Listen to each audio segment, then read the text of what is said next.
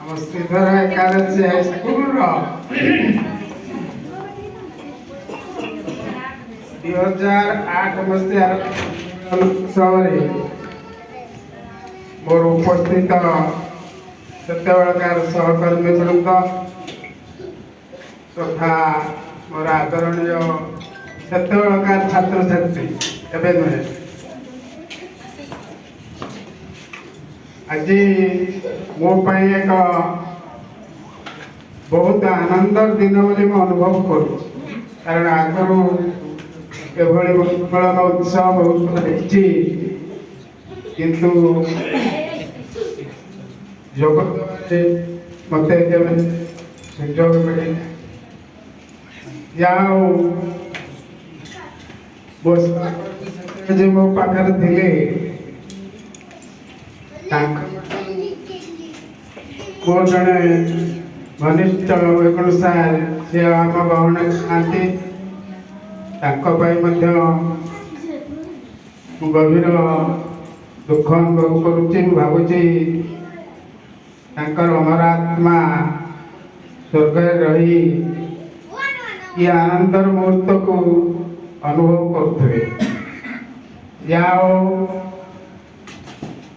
ସେ ଯେଉଁ ଅନୁଷ୍ଠାନରେ ଆମେ ଶିକ୍ଷାଦାନ କରୁଥିଲୁ, ତମେମାନେ ସବୁ ଛୋଟିଆ ଛୋଟିଆ ପିଲା ଥିଲ, ଏବେ ଆମେ ତାକୁ ଚିହ୍ନି ପାରୁନାହୁଁ, କିନ୍ତୁ ସେ ଯେଉଁ ଆନନ୍ଦ, ହୁଏତ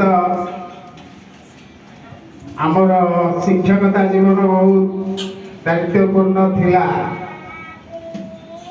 ଆମଠାରୁ ବହୁତ ବଡ଼ ବଡ଼ କର୍ମଚାରୀ ପ୍ରଚୁର ରୋଜଗାର କରୁଥିଲେ, ବଡ଼ ବଡ଼ ସହରରେ ରହୁଥିଲେ। ଆମେ ଶିକ୍ଷକତା ଜୀବନରେ ଯେଉଁ ଆନନ୍ଦ ଲାଭ କରୁଥିଲୁ ଏବଂ ଏ ମୁହୂର୍ତ୍ତରେ ଯେଉଁ ଆନନ୍ଦ ମିଳୁଛି, ମୁଁ ଭାବୁଛି ସେଭଳି ସେ କର୍ମୀମାନେ ଏ ପ୍ରକାର ଆନନ୍ଦ ଅନୁଭବ କରିପାରିବେ ନାହିଁ। ବଡ଼ ଆନନ୍ଦର କଥା, ଏଭଳି ବନ୍ଧୁ ମିଳନ ଉତ୍ସବରେ ମୁଁ ଯୋଗ ଦେଇଛି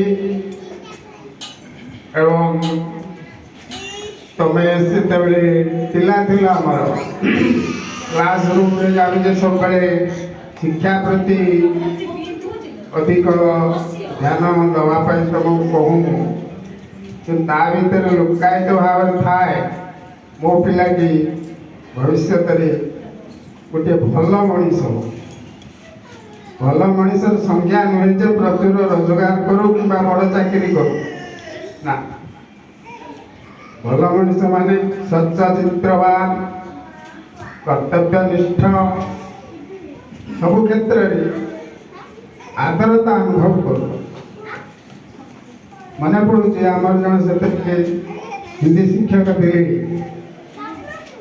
ରଘୁନାଥ ପାଣିଗ୍ରାହୀ, ତୁମେ ମଧ୍ୟ ଜାଣିଥିବ, ସେ ଏବେ ନାହାନ୍ତି।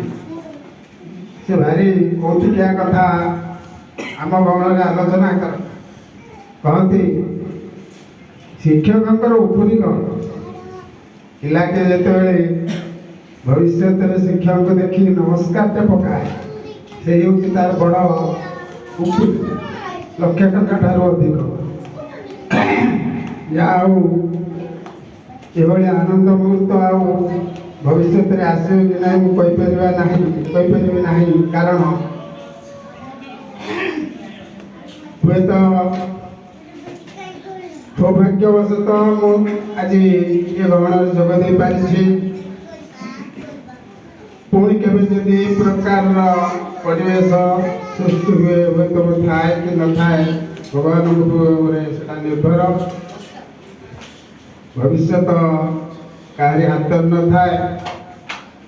ଭଗବାନ କହିଛନ୍ତି, କର୍ମଣ୍ୟେବାଧିକାର ଅସ୍ତି ମା ଫଳେଷୁ କଦାଚନ। କର୍ମ କରି ଯାଅ, ସତ୍କର୍ମ କର, ଫଳ କେବେ ଆଶା ନାହିଁ, ତାହା ଭଗବାନଙ୍କ ଦ୍ୱାରା ନିର୍ଦ୍ଧାରିତ। ତେଣୁ ମୁଁ ଆଉ ଅଧିକ କିଛି କହୁନାହିଁ। ମୋ ପିଲାମାନେ ମୋତେ ଆଦରରେ ଡାକି ସସମ୍ମାନ ଏଠି ବସେଇ ଛୋଟ ମୋଟ ଦୁଇପଦ ମୋଠୁ ଶୁଣି ଆନନ୍ଦ ଲାଭ କରିବେ, ସେଥିରେ ମୋ ହୃଦୟ ବହୁତ ଖୁସିରେ ଆନ୍ଦୋଳିତ ହେଉଛି। ମୁଁ ଆଶା କରୁଛି ତାମାନେ ଯିଏ ଯେଉଁ ଅବସ୍ଥାରେ ଅଛି, ଯେଉଁଭଳି ତୁମର ଭବିଷ୍ୟତ ଜୀବନ ଆନନ୍ଦମୟ ହଉ, ଏତିକି କାମନା କରି ମୁଁ ମୋର ବକ୍ତବ୍ୟ ଶେଷ।